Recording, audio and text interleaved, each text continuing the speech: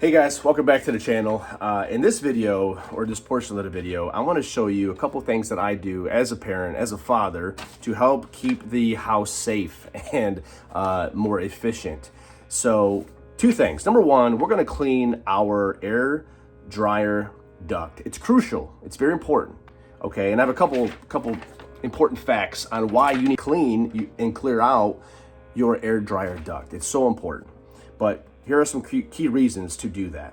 Number one is safety. Okay, lint is highly flammable, and a clogged dryer vent can easily ignite, leading to house fires. And I believe that's the number one cause of house fires, is not cleaning out that vent. And I have a couple of 90-degree bends before it gets outside. Some folks have like 2 feet and then it's straight outside, and you're less likely to have that house fire because there's less of airflow that needs to go through. But I have a lot of airflow that needs to travel, and it's easy to collect moisture, and it clogs up and it can cause a house fire. So I definitely, have to clean that out. Number two is improved energy efficiency. A clean vent allows for better airflow, right? Meaning your dryer won't have to work as hard, and it won't need to run as long to dry the clothes, which will save money, save energy. So if your clothes are drying quicker, it'll shut off quicker, and then there you go. You're gonna save a little bit extra money and dry your clothes more efficiently. Number three is faster drying times. Efficient airflow results in quicker drying cycles. And if you're like me and my wife and I and my daughter, everyone who washes clothes in the house, we are constantly running that thing like a laundromat. We're always washing clothes. It's constantly going 24/7. And it's so important that we constantly keep that flow, the airflow. Number four is reduced maintenance costs. Very important. Again, I'm reading off these notes here. So regular cleaning can help prolong the life of your dryer by preventing excessive strain. The more you work that thing, the more you're gonna have to replace parts, right? It's a machine. There's electrical and mechanical components that over time, wear and tear, they're gonna need to be replaced. But if you can get your dryer to work you more efficiently and quicker, to do the job quicker, it's less work it has to do, and the more you'll be able to prolong the life of your appliance. Number five, very important. I should have named it number two because it's probably the second most important thing here, but it's potential for mold and growth. Ew. Sounds disgusting, but it's true that a clogged vent can trap moisture, which can create mold. And you don't want to breathe that in. It's hazardous. You can die by breathing in mold.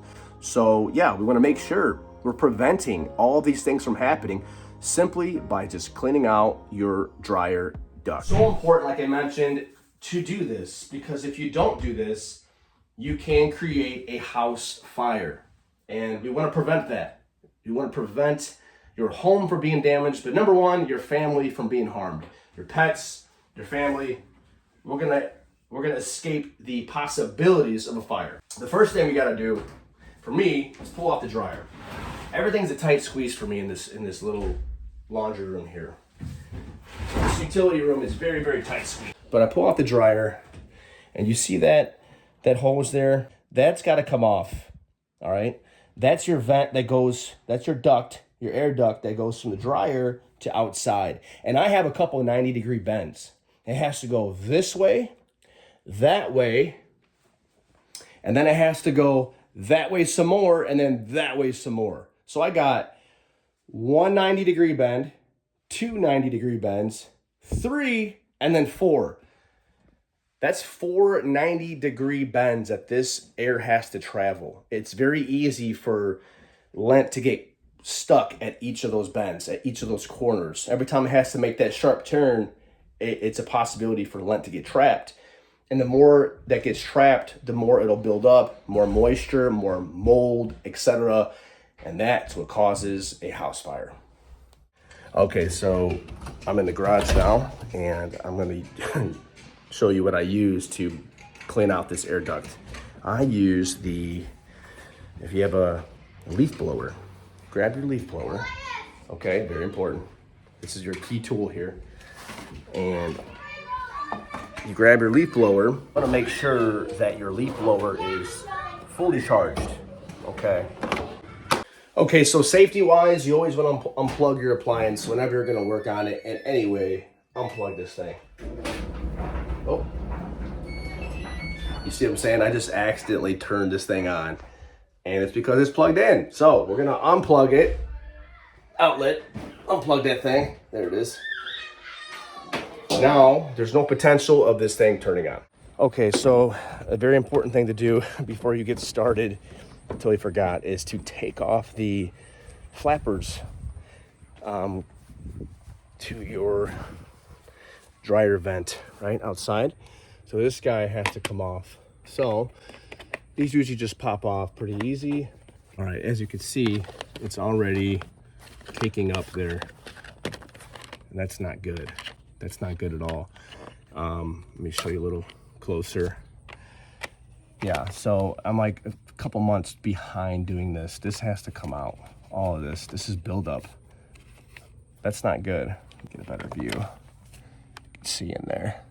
But that stuff gets caught. It gets clogged up in there, and that can cause a house fire. So yeah, we'll clean that out. But first, coffee.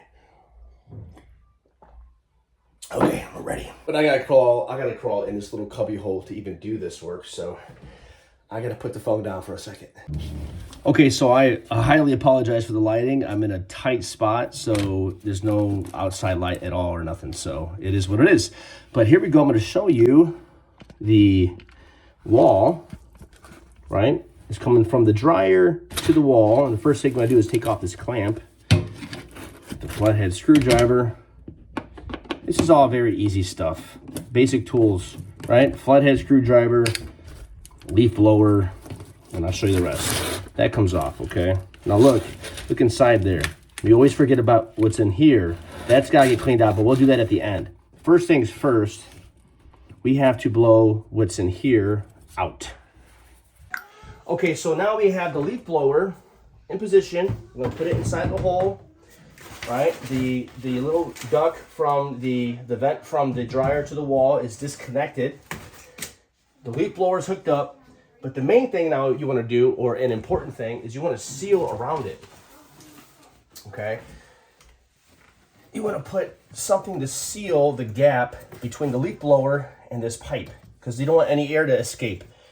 You want there to be a nice, powerful, pressurized system going through your air duct or your vent to blow everything out. But yeah, so we'll go ahead and seal this up.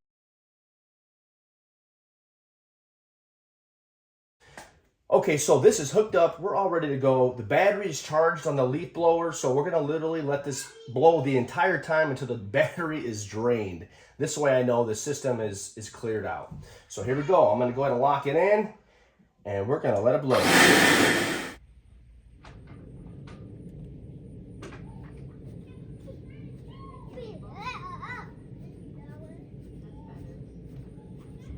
Okay, so I'm gonna let this blow the whole way through until the battery is totally drained, but really nothing came out, so we're doing good.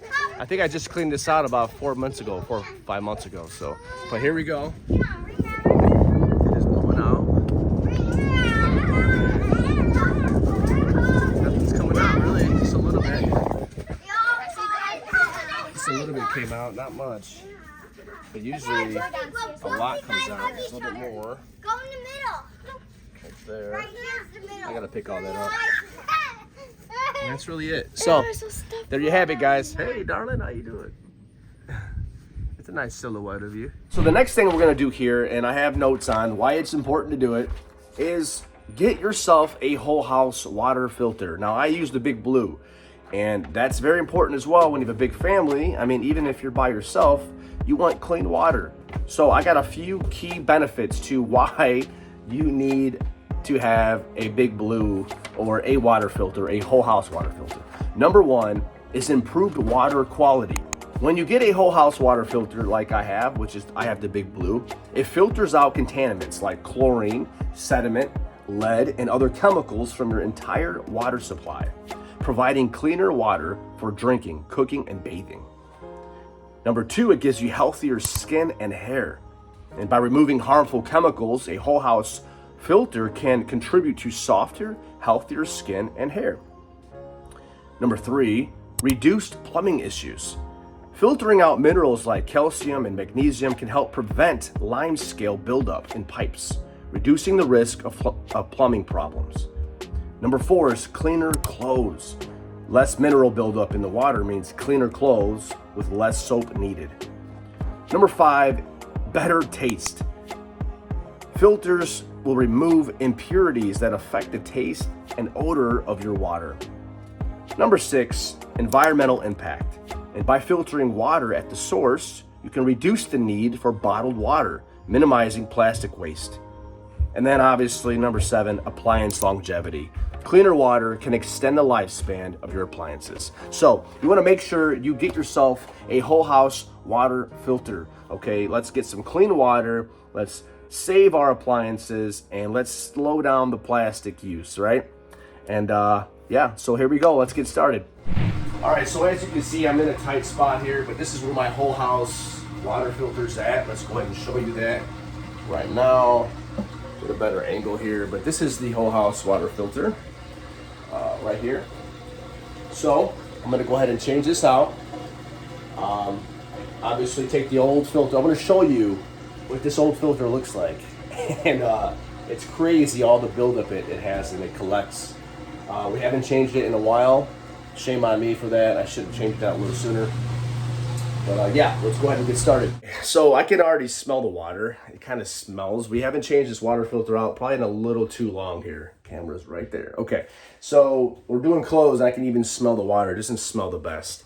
And I think this filter, which I know it will do, is help with that stench, that smell. So, and you'll want to, if you have well water like us, you need a water softener. There's a lot of things that a water softener does that a filter cannot do. And if you have well water, you want to definitely have a water softener. You want to make sure before you even change the filter out that you shut off any appliances that's running or trying to work. Dishwasher, your washer machine, whatever's working. If your water softener is doing its thing, you want to make sure you shut that off or at least pause it, and then you can get to work. So you want to, I'm in a tight squeeze here. You have to shut off the water before it goes to the circuit of the house, the water, all the pipes that lead to the faucets and shower heads and appliances. It has to go through the whole house water filter first. So you want to make sure that you shut off the water source. So what I do is, here's my wrench. We want to shut off the source like so. Now no water can come through. Next thing is we want to bleed off this this filter. This has pressure. You want to press this down to bleed off the pressure, the water pressure, and then I can loosen this. Of course, lefty loosey, righty tighty. Big thing is this is going to have a lot of water inside, so we want to have like a bucket, and I'm in a very tight squeeze. As you can see, I'm in between my water heater, my water softener, I got my dryer right there, and I'm just in an uncomfortable position. So pressure's released. Now I can go ahead and release and turn this thing. All right, there we go. So I cracked it open. Now that it's loose, I could probably do it by hand now. So I'll go ahead and take off my wrench, hang that back up, grab my bucket again, and go ahead and loosen this thing.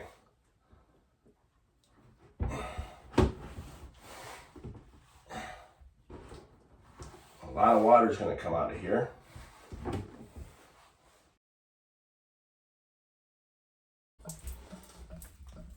Okay, so we were able to get the filter out. We're going to go ahead and dump it in the sink here. A little coffee break. So I just dump it in my sink. Look at that. That's nasty. Okay, so I got a bag ready. Look at this thing. Look at that. This is what you're filtering. That's kind of nasty. I mean, just look at that. I'll show you a little bit closer up. Just all that nasty, gunky, just all that stuff I read to you. Yeah, that's what you're filtering. And it's a little overdue. I should have had that changed out sooner. But better late than never. Push my hands off. And this gasket. Okay, there's a gasket in here. You see that gasket, it's rubber gasket right here. To have a proper seal, you want to make sure that that gasket is lubricated. And I use Vaseline. I have no water here, so I'm trying to wash my hands, not much water coming up. So I just use some regular Vaseline to lubricate around that gasket. But first I'm going to wipe out the old so we can put in some new. So I'll wipe out the old like so. And it looks like the gasket is good. Sometimes when I go to take off the filter, the gasket will pop off because it'll overexpand and stretch. This time it looks like it's fitted properly.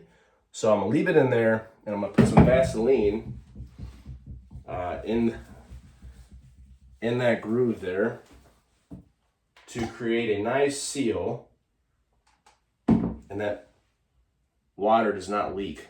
Because there has been, when I first started putting this in, I would put it on and then it would leak water. And I went to the hardware store and the guy's like, well, you gotta seal that sucker up, dude. And I'm like, what do you mean? He's like, you gotta lubricate the gasket. I'm like, oh, that makes sense. So yeah, he's like, you could put some Vaseline on or something, something like that to create that seal. No pockets for water to escape. I'm like, okay, cool. So anyways, you live and learn. Anyways, that's part of being a homeowner. You live and you learn. But the main thing is you don't want to learn the hard way. Like, you don't want a house fire. Let's not learn from, don't learn from your mistake on that. Learn from others' mistakes and handle it. And get yourself a water filter, a whole house water filter. I forget how much it cost us to do this, but it didn't cost much. And these filters are like $15. It's really not that expensive. If you use water as much as we do, you'll need to get one more often. But most families, there's not many families of 10 out there. So anyways, yeah. So this fits right in the. There's like a little nub on the bottom, and this fits right in the center of that. So then I'll take it and seal it back in there, screw it back on. All right. So look at the little view. Okay. So here we are. You want to make sure that there's like a little nub here that sticks. That goes in. It's slotted and it goes inside this hole. Okay, like so. You feel it fit in there? Good. I got the Vaseline on there. Lefty-loosey, righty-tighty. Give it a nice little snug. And then I take this and give it a little extra more. Maybe a quarter turn, not much. Just a little, boop. That's it. That's all you need. And that's all you have to do. Turn the valves on. Okay, and we'll make sure there's no leaks right away. Here we go. Here's the test. There you go. Boom. Let's see if it's leaking. No leaks. No drippies. We're good. We are successfully changed out, and we will live to see another day of some clean water. All right, take care.